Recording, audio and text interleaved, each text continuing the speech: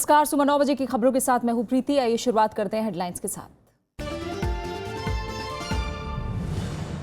4 दिन के अवकाश के बाद संसद के दोनों सदनों में कार्यवाही आज। वेंकैया नायडू ने कहा 3 दिन तक संसद में प्रधानमंत्री रहेंगे मौजूद। कांग्रेस और बीजेपी ने सांसदों को जारी किया व्हिप।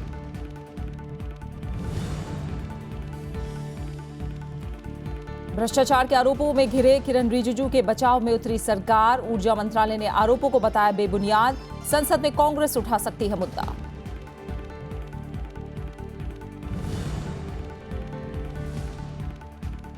संसदीय सचिव नियुक्ति मामले में छत्तीसगढ़ सरकार पर संवैधानिक प्रावधानों के उल्लंघन का आरोप। जनहित याचिका पर हाईकोर्ट ने राज्य सरकार से मांगा जवाब। पूछा क्यों ना रद्द की जाए नियुक्ति।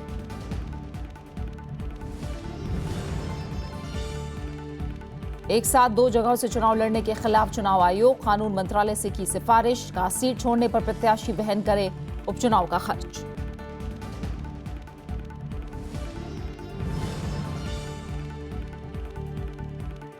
आयकर कर्मचारी यूनियनों ने सरकार से की सभी पदों को भरने की मांग। कहा नोटबंदी से बढ़ा काम का असहनीय अतिरिक्त बोझ, सुविधाओं की भी मांग। 4 दिन के अवकाश के बाद संसद के दोनों सदनों की कार्यवाही आज शुरू होगी। सूचना और प्रसारण मंत्री एम वेंकैया नायडू ने बताया कि शीतकालीन सत्र के बाकी 3 दिन प्रधानमंत्री नरेंद्र मोदी संसद में मौजूद रहेंगे। बीजेपी और कांग्रेस ने अपने अपने सांसदों को व्हिप जारी किया है। कांग्रेस ने आज सुबह 10:30 बजे रणनीति तय करने के लिए पार्टी की बैठक रखी है। वहीं बीजेपी भी सुबह 9:30 बजे अपनी बैठक करने वाली है। नोटबंदी पर गतिरोध की वजह से अब तक दोनों सदनों की कार्यवाही बाधित रही है। नोटबंदी के फैसले के बाद से विपक्ष संसद से लेकर सड़क तक सरकार पर हमलावर है। लोकसभा में नियम 184 के तहत चर्चा और वोटिंग के साथ प्रधानमंत्री से जवाब की मांग कर रहा है, तो राज्यसभा में भी प्रधानमंत्री की पूरी चर्चा के दौरान मौजूदगी और जवाब की मांग पर विपक्ष कायम है। विपक्ष गतिरोध के लिए सरकार को जिम्मेदार बता रहा है। लेकिन हम तो डिस्कशन के लिए तैयार है, वो भाग रहे डिस्कशन से। तो आज हम डिसाइड करेंगे ना कि किस ढंग से इसको लेके जाना, और ऑल पार्टी के लीडर्स भी रहेंगे, 17 पार्टी के लोग हैं इसमें, सभी मिलके बात करके सदन किस ढंग से चलना चाहिए। इधर सरकार का आरोप है कि विपक्ष खासकर कांग्रेस सिर्फ राजनीतिक फायदे के लिए कामकाज बाधित कर रही है। सरकार ने नोटबंदी को देशहित में बताते हुए सदन चलाने पर जोर दिया है। हम लोग चाहेंगे कि संसद में इस सब विषयों पे बहस हो और देश में एक बहुत बड़ा आर्थिक और सामाजिक बदलाव लाने का प्रयास जो सरकार कर रही है, विपक्ष और विशेष रूप से कांग्रेस पार्टी उसका साथ दे। शीतकालीन सत्र के दौरान अब तक लोकसभा से आयकर कानून संशोधन विधेयक 2016 को छोड़कर कोई बिल पारित नहीं हुआ।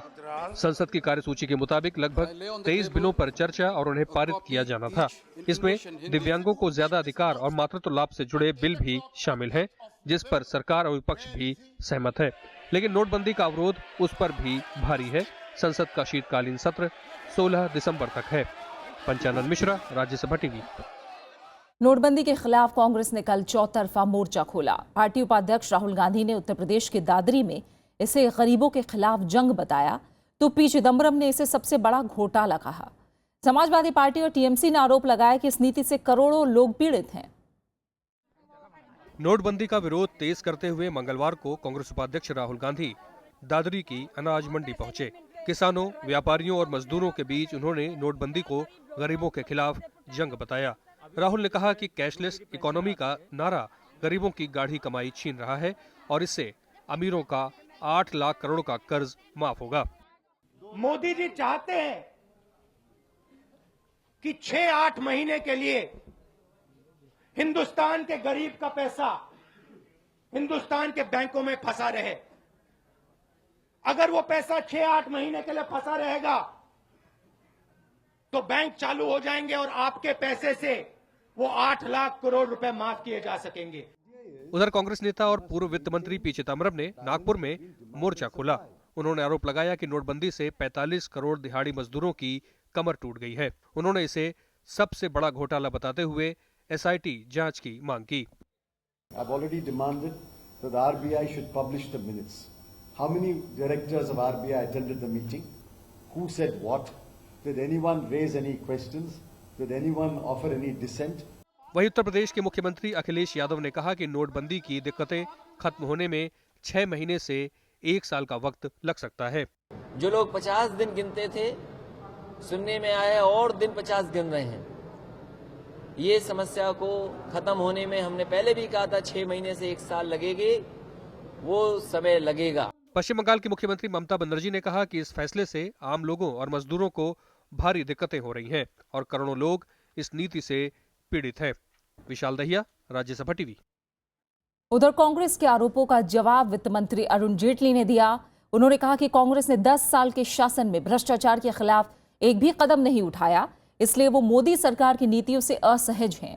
उन्होंने टैक्स दरों में कमी का संकेत भी दिया।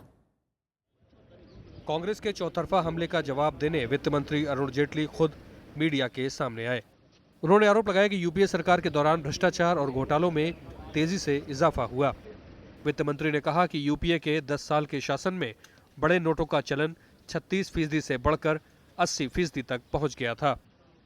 कोई बहुत हैरानी का विषय नहीं है कि जो भ्रष्टाचार के विरोध एक अभियान छेड़ा है सरकार ने, कांग्रेस पार्टी उस अभियान से बहुत परेशान है और उसकी आलोचना करना और संसद में उस पर चर्चा हो, इसके लिए रुकावटें पैदा करना उसका प्रयास करती है।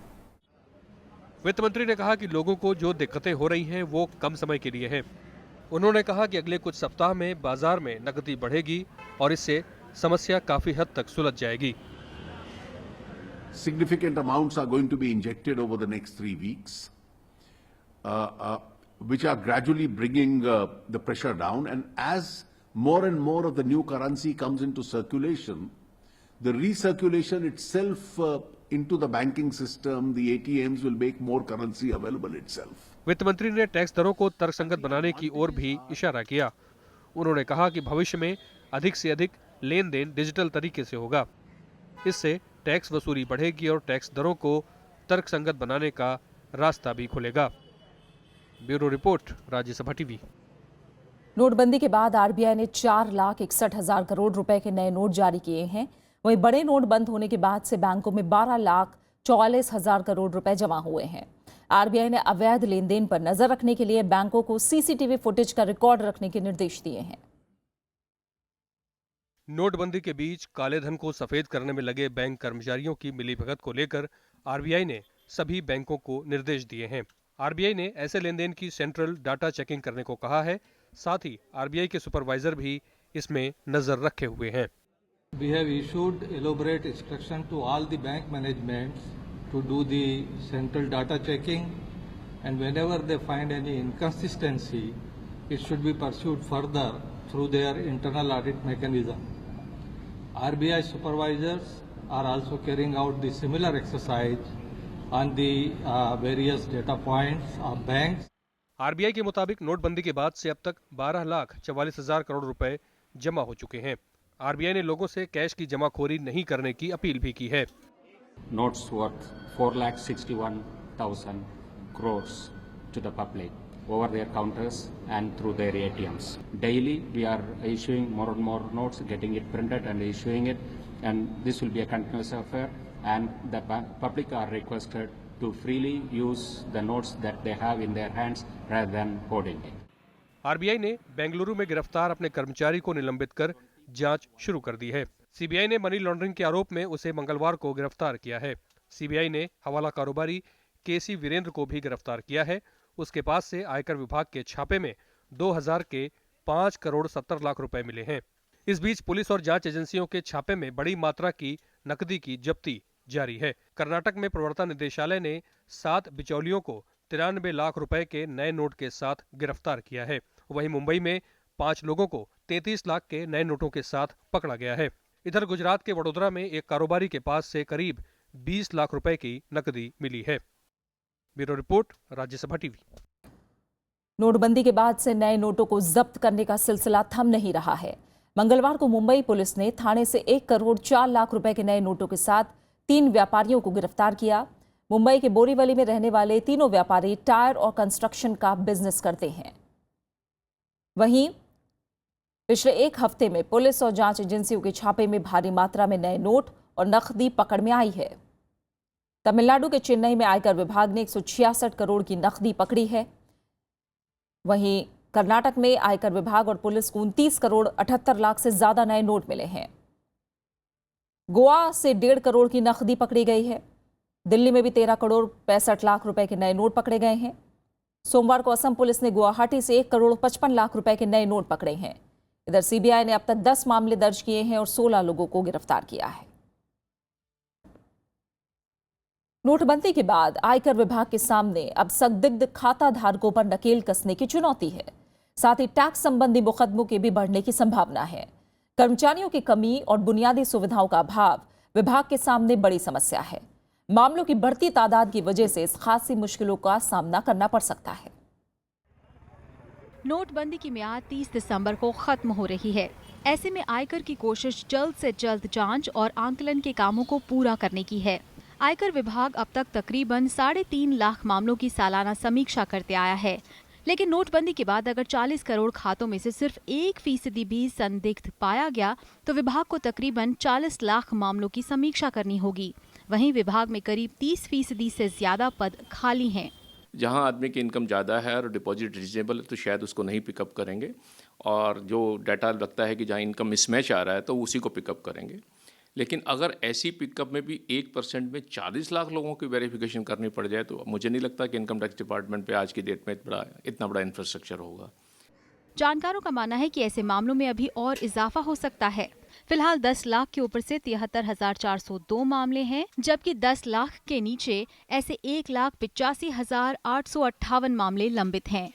जिनसे पैसा आया उनके पास नोटिस जाएगा कि आपने इनको पैसा क्यों दिया, ये आपका बेनामी प्रॉपर्टी है क्या, तो बेनामी एक्ट को इन्फोर्स करेंगे, फिर वो कोर्ट जाएंगे, तो ये बहुत लिटिगेशन चलेगा। विभाग को 2.5 लाख से ऊपर जमा संदिग्ध राशि के अलावा इसके नीचे भी जमा संदिग्ध राशि और जनधन खातों की भी जांच करनी है। इस बीच आयकर विभाग से जुड़े 2 संगठन, आयकर कर्मचारी महासंघ और आयकर राजपत्रित अधिकारी संघ ने प्रधानमंत्री को पत्र लिखकर मानव संसाधन और बुनियादी सुविधा उपलब्ध कराने की मांग की है। नोटबंदी के बाद इनकम टैक्स डिपार्टमेंट के सामने एक बड़ी चुनौती है। नोटिस भेजने के बाद करदाताओं के जवाब का इंतजार करना होगा। जवाब मिलने के बाद उसका आकलन कर टैक्स अप्रेजल बनाकर असेसिंग ऑफिसर को देना होगा। जानकारों का मानना है कि ये पूरी प्रक्रिया बेहद ही मुश्किल होने वाली है। दिल्ली से कैमरामैन जितेंद्र के साथ कृति मिश्रा, राज्यसभा टीवी। आंध्र प्रदेश और तेलंगाना के आयकर कर्मचारी महासंघ और आयकर राजपत्रित अधिकारी संघ ने विभाग में खाली पड़े पदों को जल्द से जल्द भरने की मांग की है। महासंघ ने एक विज्ञप्ति जारी करके कहा कि केंद्र सरकार के नोटबंदी के फैसले की वजह से कर्मचारियों पर काम का असहनीय अतिरिक्त बोझ बढ़ गया है। कर्मचारियों ने केंद्र से सुविधाएं बढ़ाने की भी मांग की है। विज्ञप्ति के मुताबिक विभाग में कई स्तर पर पहले से ही 30 से 35% पद खाली पड़े हैं, जबकि कर्मचारियों के मामले में आंकड़ा 40% के करीब है। कर्मचारी यूनियन ने संगठन के ढांचे को दोषपूर्ण बताते हुए पदोन्नति, भर्ती, काम के लिए जगह की कमी और संपर्क के पर्याप्त साधन नहीं होने जैसे कई दूसरे मुद्दों से भी निपटने की जरूरत बताई है। सीबीएसई ने अपने से जुड़े 18,000 स्कूलों को जनवरी से ऑनलाइन या कार्ड के माध्यम से फीस लेने को कहा है। बोर्ड के मुताबिक स्कूलों को कैशलेस बनाने की दिशा में एक कदम उठाया गया है। इसके अलावा शिक्षकों का वेतन भी पूरी तरह कैशलेस करने के निर्देश दिए गए हैं। सीबीएसई के सर्कुलर के मुताबिक 2017 में स्कूलों में सभी तरह का वित्तीय लेन देन कैशलेस होगा। इसके लिए बोर्ड की ओर से ई पेमेंट की व्यवस्था की गई है। जल्द ही अभिभावकों को बुलाकर ऑनलाइन पेमेंट के लिए प्रेरित किया जाएगा। कार्ड से पेमेंट लेने के लिए पॉइंट ऑफ सेल मशीनें भी लगाई जाएंगी। और अब बने रहे हमारे साथ, लौट रहे एक छोटे से ब्रेक के बाद।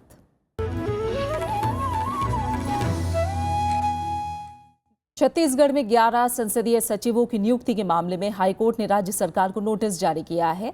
छत्तीसगढ़ हाईकोर्ट के मुख्य न्यायाधीश दीपक गुप्ता और न्यायाधीश संजय अग्रवाल की डिवीजन बेंच ने एक जनहित याचिका पर सुनवाई करते हुए ये नोटिस जारी किया है। कोर्ट ने मुख्य सचिव, प्रशासन विभाग और सभी 11 संसदीय सचिवों से इन नियुक्तियों को रद्द करने को लेकर फरवरी के तीसरे हफ्ते तक जवाब मांगा है। आरटीआई कार्यकर्ता राकेश चौबे के वकील की दलील है कि संविधान में संसदीय सचिवों की नियुक्ति का प्रावधान नहीं है और ऐसा राजनीतिक वजहों से उन्हें लाभ पहुंचाने के लिए किया गया है।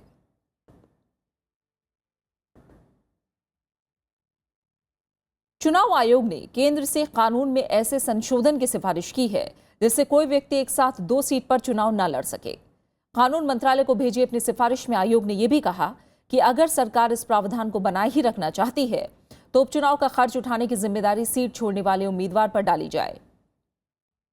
जनप्रतिनिधित्व कानून किसी व्यक्ति को आम चुनाव या उपचुनाव या 2 साल पर होने वाले चुनाव में अधिकतम 2 सीटों से किस्मत आजमाने की इजाजत देता है। हालांकि दोनों सीटें जीत जाने पर कोई व्यक्ति इनमें से किसी एक सीट पर ही कायम रह सकता है और दूसरी सीट उसे छोड़नी पड़ती है। चुनाव कानूनों में 1996 में हुए संशोधन से पहले किसी व्यक्ति की ओर से लड़ी जा सकने वाली सीटों की संख्या पर कोई बंदिश नहीं थी। नोटबंदी से खपत में कमी का असर खुदरा महंगाई के आंकड़ों पर भी पड़ा है। खाने पीने की चीजें सस्ती होने से नवंबर में खुदरा महंगाई दर में कमी आई है। ये 2 साल के निचले स्तर पर पहुंच गई है। आंकड़ों के मुताबिक नवंबर में खुदरा महंगाई की दर 3.63% रही। अक्टूबर में यह आंकड़ा 4.20% था। पिछले साल नवंबर में खुदरा महंगाई 3% पर थी। अक्टूबर के मुकाबले नवंबर में सब्जियों के दाम कम हुए हैं। खाद्य महंगाई दर भी गिरकर 2.11% पर पहुंच गई। अक्टूबर में यह दर 3.2% थी। अरुणाचल प्रदेश में हाइड्रो प्रोजेक्ट मामले में केंद्रीय गृह राज्य मंत्री किरेन रिजिजू पर भ्रष्टाचार के आरोप लगे हैं। कांग्रेस ने 450 करोड़ रुपए के घोटाले का आरोप लगाते हुए उनके इस्तीफे की मांग की है। वहीं किरेन रिजिजू ने आरोपों को खारिज करते हुए अपने खिलाफ साजिश की बात कही है। आज विपक्ष इस मामले को संसद में उठा सकता है। निजी अखबार इंडियन एक्सप्रेस ने अरुणाचल प्रदेश में बन रही कमेंग जल विद्युत परियोजना में करोड़ों रुपए की गड़बड़ी का खुलासा किया है। अखबार के मुताबिक उत्तर पूर्व विद्युत ऊर्जा निगम के मुख्य सतर्कता अधिकारी सतीश वर्मा ने अपनी रिपोर्ट में 2 बांधों के निर्माण में बड़े पैमाने पर धांधली का आरोप लगाया है। इसमें केंद्रीय गृह राज्य मंत्री किरण रिजिजू के चचेरे भाई गोबोई रिजिजू सब कॉन्ट्रैक्टर हैं।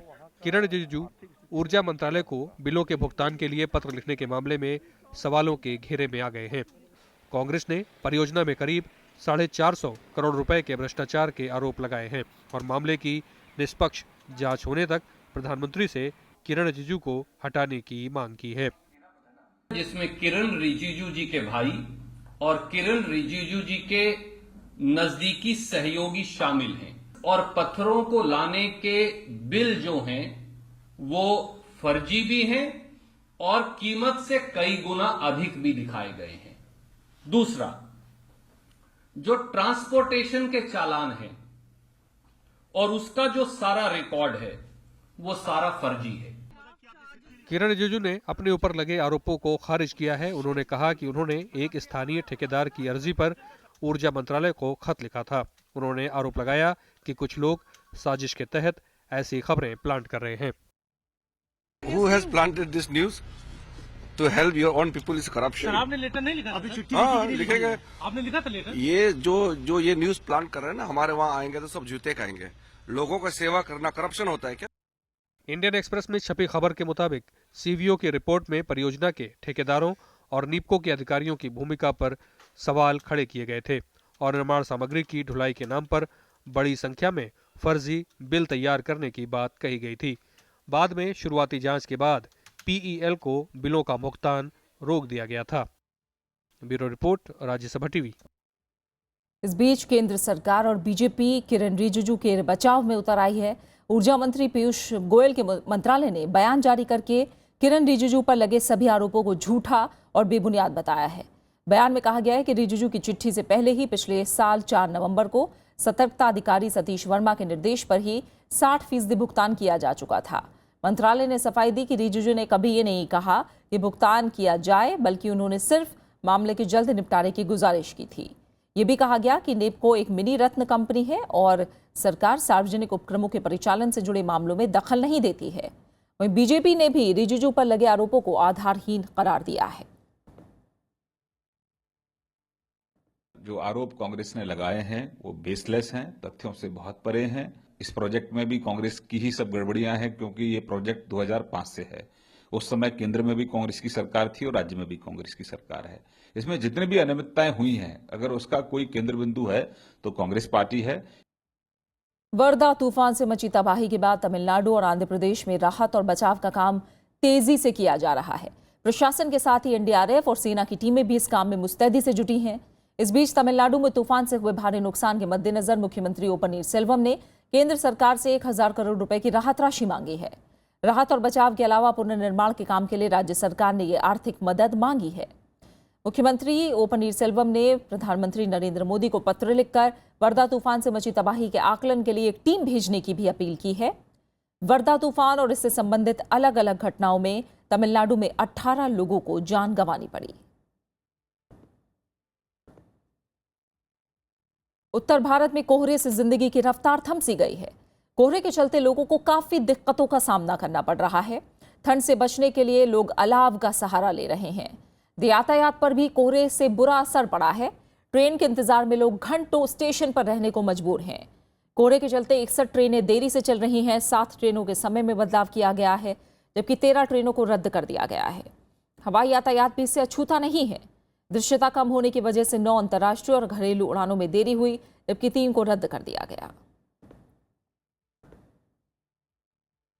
टाटा ग्रुप की सबसे प्रमुख कंपनी टीसीएस के निदेशक पद से भी साइरस मिस्त्री को हटा दिया गया है। कंपनी के कल ईजीएम में उन्हें हटाने के पक्ष में 93% से ज्यादा शेयरधारकों ने वोट डाला, जबकि उनके समर्थन में करीब 7% वोट ही पड़े। टाटा सन्स के चेयरमैन पद से हटाए जाने के बाद साइरस मिस्त्री को 12 दिसंबर को ही टाटा इंडस्ट्रीज के निदेशक पद से हटा दिया गया था। 26 दिसंबर को होने वाली टाटा पावर कंपनी की ईजीएम में भी उन्हें निदेशक मंडल से हटाने पर विचार होगा। बीएसएफ ने जम्मू कश्मीर में सीमा पार से घुसपैठ की कोशिश नाकाम करते हुए पाकिस्तान के एक पूर्व सैनिक को पकड़ा है। ये शख्स सांबा जिले में अंतर्राष्ट्रीय सीमा से भारत में घुसने की ताक में था। घुसपैठिए के पास से 2 पहचान पत्र, एक छोटा चाकू और 500 रुपए के 2 पाकिस्तानी नोट भी मिले हैं। बीएसएफ के मुताबिक उसकी पहचान सियालकोट के पसरूर तहसील में गंडियाल गांव के रहने वाले मोहम्मद बख्श के रूप में की गई है। पूछताछ में 65 साल के मोहम्मद बख्श ने खुलासा किया कि वो पाकिस्तान सेना का पूर्व सिपाही है। विश्व बैंक ने सिंधु जल समझौते के तहत शुरू की गई भारत और पाकिस्तान की प्रक्रियाओं पर रोक लगा दी है। विश्व बैंक का कहना है कि इससे दोनों देशों को समझौते को लेकर मतभेद दूर करने और पनबिजली परियोजनाओं को लागू करने के लिए विकल्प तलाशने का मौका मिलेगा। बैंक के अध्यक्ष जिम योंग किम ने भारत और पाकिस्तान के वित्त मंत्रियों को लिखे पत्र में प्रक्रियाओं को रोकने की घोषणा की। इस ऐलान के बाद जल विवाद को सुलझाने के लिए तटस्थ विशेषज्ञों की नियुक्ति को टाल दिया जाएगा। वर्ल्ड बैंक ने जम्मू कश्मीर में किशनगंगा और राटल पनबिजली परियोजनाओं को लेकर पाकिस्तान की शिकायत पर यह फैसला लिया था, जिस पर भारत ने कड़ा एतराज जताया था। विश्व बैंक जनवरी के आखिर तक दोनों देशों के बीच सहमति की उम्मीद जताई है। 1960 में विश्व बैंक की मध्यस्थता से ही भारत और पाकिस्तान के बीच सिंधु नदी के जल बंटवारे को लेकर समझौता हुआ था। सीरिया के पूर्वी अलेप्पो में आम नागरिकों को निशाना बनाकर की गई गोलीबारी में 82 लोग मारे गए हैं। संयुक्त राष्ट्र ने दावा किया है कि सीरिया की सरकारी सेनाएं पूर्वी अलेप्पो में घरों में घुसकर लोगों को गोली मार रही हैं। गोलीबारी में अब तक 11 महिलाएं और 13 बच्चे मारे जा चुके हैं। यूएन के मानवाधिकार कार्यालय ने नागरिकों को गोली मारने के पक्के सबूत होने का दावा किया है। इस बीच सीरियाई विद्रोही और रूस दोनों का ही कहना है कि वो अलेप्पो में संघर्ष विराम पर राजी हो गए हैं। समझौते में कहा गया है कि सीरियाई विद्रोही पूर्वी अलेप्पो में अपने नियंत्रण वाले इलाके को छोड़कर चले जाएंगे। सीरिया के ये शहर पिछले 4 साल से सेना और विद्रोहियों के बीच जंग का केंद्र बना हुआ है, जिसमें जान माल का भारी नुकसान हुआ है। हालिया कुछ दिनों में ये लड़ाई और तेज हो गई है। और अब बात खास शख्सियत की। शोमैन के नाम से मशहूर अभिनेता राज कपूर की आज जयंती है। अभिनेता, निर्माता और निर्देशक राज कपूर का जन्म पाकिस्तान के पेशावर में हुआ था। राज कपूर भले ही हमारे बीच नहीं हैं, लेकिन उनकी फिल्में आज भी लोगों के दिलो दिमाग को छू जाती हैं। प्यार हुआ, इकरार हुआ है, प्यार से फिर क्यों डरता है दिल। हर दिल अजीज अभिनेता राज कपूर ने फिल्मों के जरिए वो मुकाम हासिल किया जो देश विदेश के कम ही अभिनेताओं को नसीब हुआ है। वो एक ऐसे फिल्मकार थे जिनकी फिल्मों ने देश की सीमा लांघकर रूस, ईरान और चीन जैसे देशों में लोकप्रियता हासिल की। मेरा जूता है जापानी, ये पतलून इंग्लिस्तानी, सर पे लाल टोपी रूसी, फिर भी दिल है हिंदुस्तानी। राज कपूर ने समाज में फैली बुराइयों को मनोरंजन के जरिए समझाया, जिसकी झलक जिस देश में गंगा बहती है अब दिल्ली दूर नहीं और बूट पॉलिश में देखने को मिलती है। हिंदी फिल्मों में राज कपूर को पहला शोमैन कहा जाता है। उनकी फिल्मों में मौज मस्ती, प्रेम, एक्शन से लेकर आध्यात्म और समाजवाद सब कुछ मिलता है। फिल्म श्री 420 में उनका दिखाया गया मकान का सपना आज भी जिंदा है, जबकि फिल्म जागते रहो में उठाया गया भ्रष्टाचार का मुद्दा आज भी प्रासंगिक। अगर आज मैं एक बढ़िया सूट पहने शानदार गाड़ी में बैठकर यहाँ आता तो शायद आप मुझे बदतमीज जाहिल गंवार न कहें।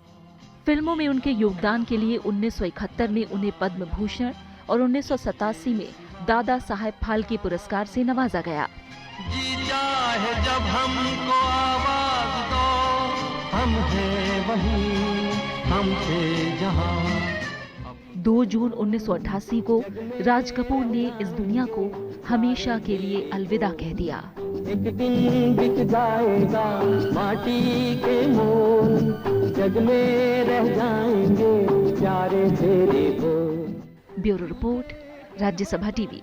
देकर अपने गीत कोई निशानी छोड़ फिर दुनिया से हिंदी सिनेमा के जाने माने गीतकार शैलेंद्र की आज पुण्यतिथि है।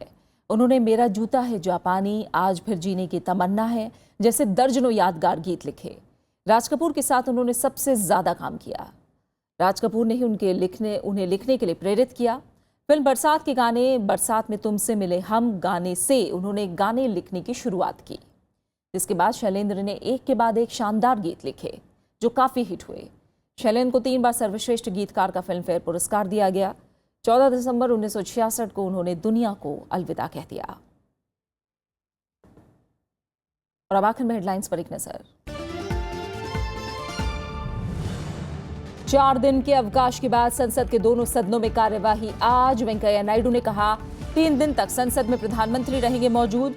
कांग्रेस और बीजेपी ने सांसदों को जारी किया व्हिप।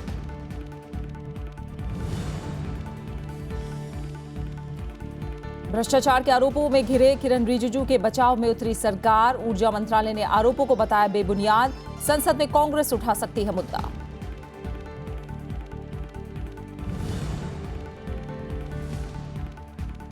संसदीय सचिव नियुक्ति मामले में छत्तीसगढ़ सरकार पर संवैधानिक प्रावधानों के उल्लंघन का आरोप। जनहित याचिका पर हाईकोर्ट ने राज्य सरकार से मांगा जवाब। पूछा क्यों ना रद्द की जाए नियुक्ति।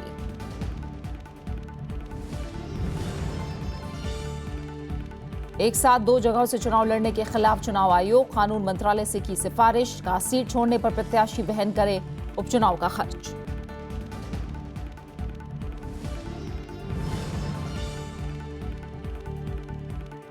आयकर कर्मचारी यूनियनों ने सरकार से की सभी पदों को भरने की मांग। कहा नोटबंदी से बढ़ा काम का असहनीय अतिरिक्त बोझ, सुविधाओं की भी मांग। और इसी के साथ फिलहाल इस बुलेटिन में इतना ही। आगे आप देख सकते हैं देश देशांतर। नमस्कार।